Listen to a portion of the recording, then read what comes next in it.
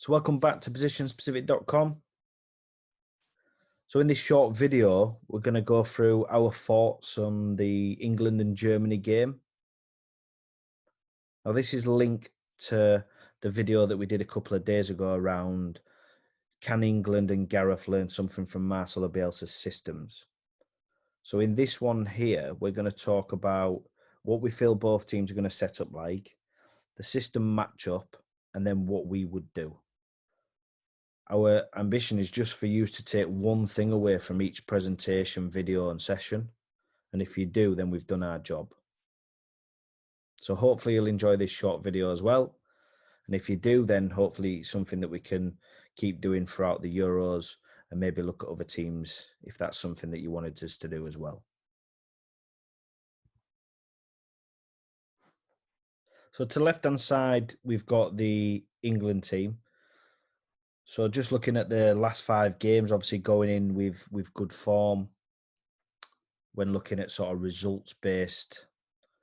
Now, they've predominantly been setting up in a 4-2-3-1, so that's something that we feel that they're going to go into this game playing that structure. The German side here to the right-hand side, they've been playing out of a 3-4-3.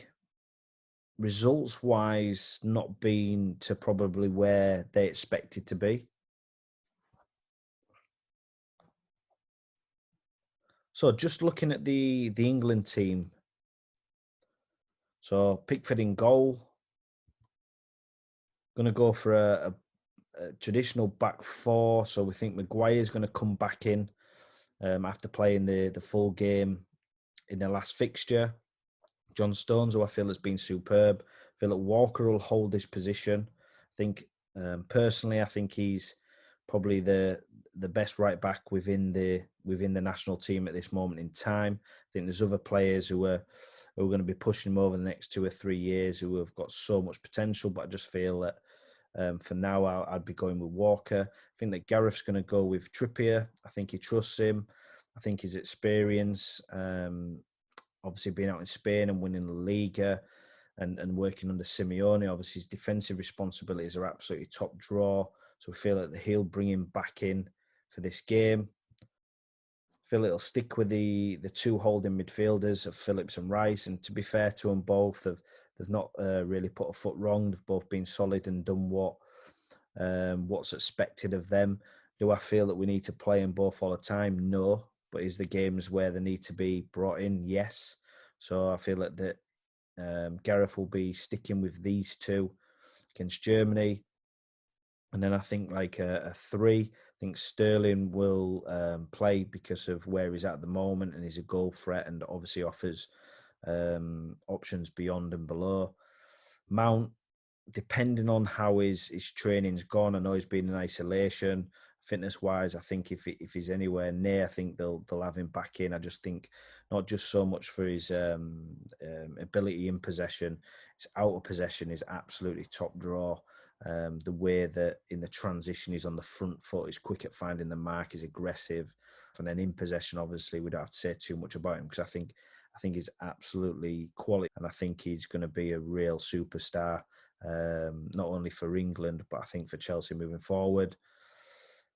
I think Foden will come back in. I think, again, just his ability in possession to stay on the ball and draw people in.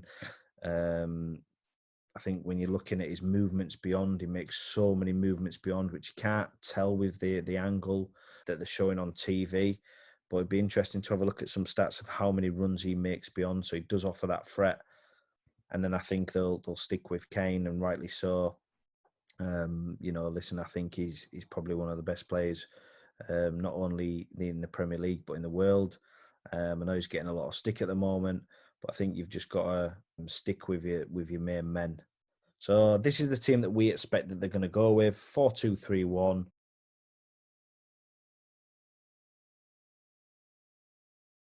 So many options within this squad, similar to England. And I'll flick through, I'll just put it up so we can see it all. The reason why we sort of gone with this is we're trying to come up with like regular patterns of what they've been doing and against certain systems and personnel. Germany back what they're doing, so they rarely change the system. What I would say is they've got a real solid base with the back three and the midfield. So I would say that the back three and that midfield four, very structured. And then the top three are very flexible. And they've got plenty of options around that. And I think I'm not too sure whether they work on it or whether it becomes from natural movements. And anybody who's been sort of following our journey over the last year or so will understand what we're talking about, natural movements. How some managers will put players in a position knowing that they'll move into different positions and cause problems without coaching it. And I get a feeling that Germany is slightly less. I think they've got a real good, solid framework of what they work out of. And then I think they've got so many good players in there which can naturally go and pick up good positions and hurt the opposition of how they are. So to give you an example, within that front three, Muller is very comfortable at dropping in as a 10, going out wide. Gnabry is the same. He can play centrally, play wide, play as a 10. And then obviously you can talk about all three of them in sort of that same mould, really, and then the personnel that coming on. So we feel that this is what Germany are going to go with as well. So in our minds, 4-2-3-1 against 3-4-3. So similar setup to when we spoke about the England and Marcella setup. So individual units. So to the right-hand side, you've got Germany set up in the 3-4-3 and England in the 4-2-3-1. So just some notes to the side. So defensive line will be a +1, so 4v3. Midfield will be a -2 right across the midfield. So it's a 3v4, which could be a real performance problem when looking at this. And then you've got a 3v3. And we spoke about this in the Scotland game as well, around would they go 3v3 or would Foden and Sterling be the players who are dropping deep and then just leaving Kane isolated on his own? So a couple of performance problems. Who deals with Germany's wing backs and the defensive transition and organisation? And this is something that we spoke about in the last video. If you haven't seen that, make sure you check out that video. I'll put a link below. So does Foden and Sterling deal with the two centre-backs or do they drop in? The second thing that we were talking about performance problems-wise is how do they deal with Germany's overload in central areas with their forward line? So when you're talking about the front three for Germany, very flexible. They can drop in, create a box. One of them can drop in to create a 3v3. So who goes with them? How do we deal with that? Does fullbacks go with them? Does centre-half step out? And we feel that could be a bit of a performance problem as well. But looking at it like this as a defensive organisation, medium to low blocks, are some of the stats we spoke about before in the Scotland and Croatia game. England have tended to work out of a mid block. So if you're looking at that as a mid block, in them first two units, very good. We've got plus numbers. The issue, though, there is that we're allowing Germany to have the ball and dictate the tempo with the back three, and then depending on how they step in to try bring out some of England's players from that second line would be interesting. Now, not something that I would personally go for, but I think looking at how England have set up and not conceded many goals, I think looking at that, it doesn't look too bad.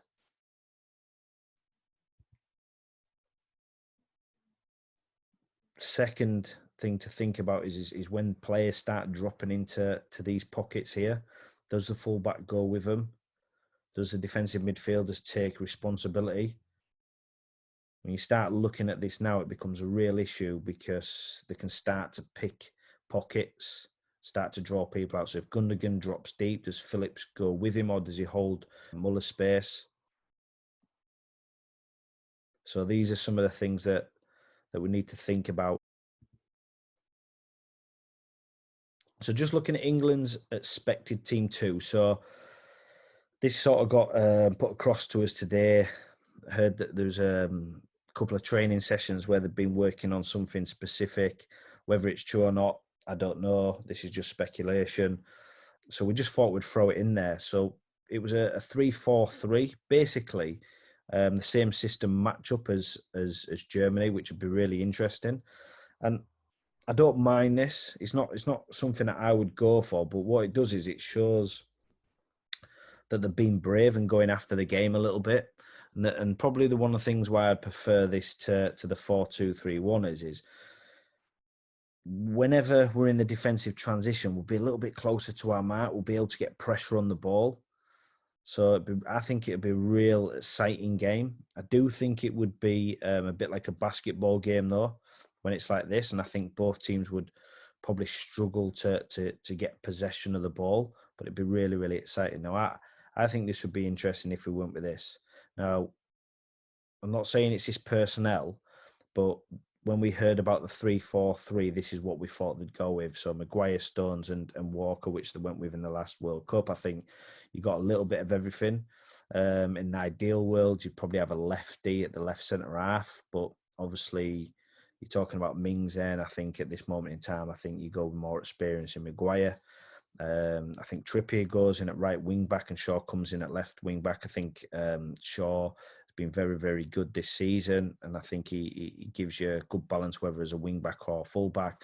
Trippier would be the more defensive minded player on that side. I think Sterling goes down the left, Kane centrally, and then you could pick anybody to play in there. You know, it could be Foden, Grealish, Mount, Saka as well. But I would play them on the same side as Trippier, knowing that he's a more defensive-minded player. Be interesting to see what you would do if there was to go to 3-4-3. What would your team be if this is true, and why? Why would you go with that personnel? And if you think that this would be better than the 4-2-3-1. So let's look at our team then. So for us, we would go to a 4-4-2. That matches up well against the 3-4-3. Personnel is really, really difficult to pick. Hopefully, in the next couple of slides, I'll explain why we've gone with this. It probably on paper doesn't look like the best balance at this moment in time, but Pickford in goal, really simple choice. Walker right back, I think he's the best right back we've got at this moment in time with experience and everything. John Stones and Maguire from the connection of working together if Maguire's fit. Shaw balance on the left hand side. So if we needed to go to a back three, he can go and push on as a wing back. Same with Walker on the other side. We could go to a back three with him in the centre half or full back. Grealish and Mount down both sides. First thing is he's attacking, so just to cause loads of problems going forward. You've got good personal possession, stay on the ball, draw people out, not afraid to get on the ball. Real discipline midfield. Phillips and Rice to nullify what they've got in midfield, and then Sterling and Kane. So both good at dropping in, can both go beyond, but Sterling more predominantly the player who offers the one to go beyond.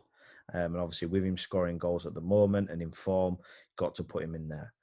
I think within this team as well, and I'll talk through it again over the next couple of slides, is it's not just about this 4-4-2, it's about what we can get in the attacking organisation and what we can do if we need to change the system.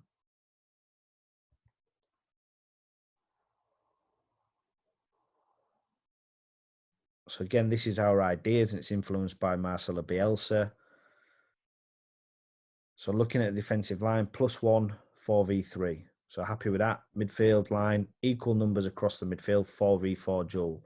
I am backing us with them players in that midfield. Now I know Germany are exceptional, but I'm backing us. I think there's loads of energy in there. I think we've got discipline, but also we've got players who can create and cause havoc in the attacking organisation. Attacking line, 2v3, leaving that -1 furthest away from our goal, and then work with them on how you manipulate a back three. So we always talk about the defensive transition.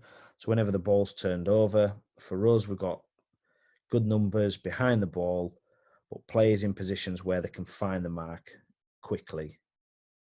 Make sure that they can get pressure on Germany, not let them build up some rhythm and get control of the game. Always being in a position where we can get pressure on that ball.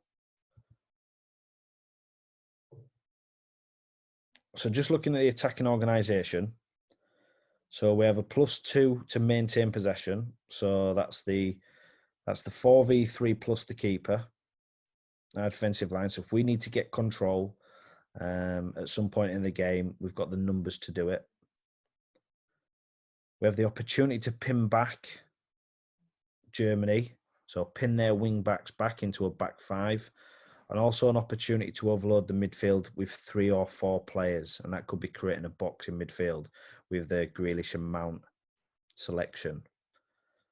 A couple of performance problems that we feel that Germany might do. They might move to a 3-4-1-2. So talking about their front three, they can easily adjust to 2 forwards and 1 behind, which that's just an adjustment from the hat.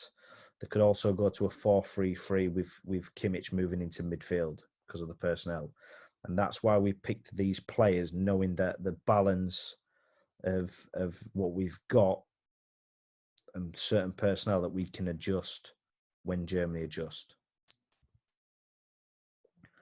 So just looking at that there, because of Mount and Grealish personal possession, at some point they're going to cause problems for their wing backs, and they'll pin them back. There's no doubt about it. They'll pin them back because of the quality that they've got, which would then drop them into a 5. Behind the ball, we've got a load of structure. Extra bodies can join in. Second thing about Mount and Grealish, and this comes into why we wanted to choose them, is having the opportunity to go and drift between the lines. Wouldn't get them to drift too far. So when the ball turns over, they're not too far away from the mark. But this is going to cause problems where I'm going to create an overload and dominate that midfield line, which that means they'll drop people in from the attacking line, which makes sure that we've got that extra body on our defensive line. Or the wing backs are going to start drifting inside with them, which then allows our fullbacks to go. So just cause loads of problems. I think it'd be quite exciting in there to see them drifting in around the pockets and getting on the ball. And I think they cause loads of problems.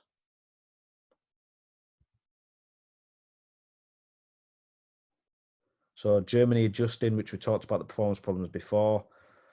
They potentially could go to a 3-4-1-2 with the personnel that they've got. Easy enough. Back 3, Walker, Stones, Maguire. Mount can shift wide. Midfield 3, Phillips, Rice and Grealish. And then Shaw just goes as a wing back. And then Sterling and Kane keep doing the roles that they've been doing. So real subtle movement to make sure that we're always there to find the mark, and also have players playing in their roles that they're used to. I think the only probably question mark around that would be Mount, but I still think he'd be fine playing there as a wing back. Equal numbers in midfield, like we say, and obviously still the -1 on the top line. Potentially Germany could adjust again and go to a 4-3-3. So Kimmich coming into his role that he plays for Bayern Munich as well. Easy enough adjustment for us. We go to a 4-2-3-1. I've just pushed Sterling and Grealish on there now, just because that's where they'd be pressing out of possession. So midfield would take care of itself. Everybody's played in them roles, and that front three, everybody's played in that roles. So that's why we chose the personnel. So instead of making subs, we know that we can slightly adjust within game if Germany do. I don't think Germany will, because they're really structured on what they're going after. They believe in what they're doing. I think if only we were causing them loads of problems, it would change, but then we'd be ready to change. So there's a bit of thought behind the selection process. Now, hopefully that sort of explains why we would start off with a 4-4-2 and the personnel we picked. If there is any questions around that, don't be scared to drop them in on the comments or send us a message on any of the social media platforms or even an email. So like I said, it was just a short video just talking about what our thoughts was with the England and Germany game, trying to tie it in with some of the system stuff that Marcelo works through, and if England could still take anything from it. So the question is, what would your starting team be and why? Do you like the stuff that we've spoke about? If you do, Why do you like it? Is there anything that you would change? And if you have a totally different team and system, just make sure that you put it in there and let us know what your thoughts are. If you haven't yet subscribed, make sure that you subscribe. If you've liked the video, make sure you press that like button. Even if you haven't liked it, make sure you press it as well. Come on, it's free. And if you haven't turned the notifications on, turn them on so you're the first to see these videos. Thank you again for watching, and we'll speak to you soon.